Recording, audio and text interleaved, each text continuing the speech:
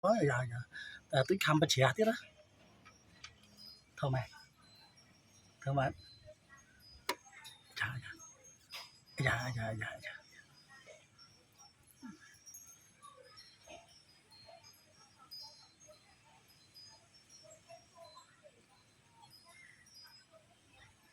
lạ ký bàn xây hết gì ăn cợt chợ tranh về nhé nhất thà nó khử đã nhất ở bò chùa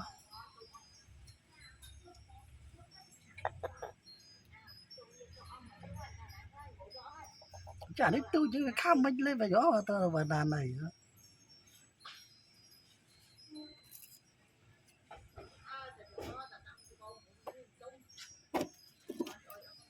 bây giờ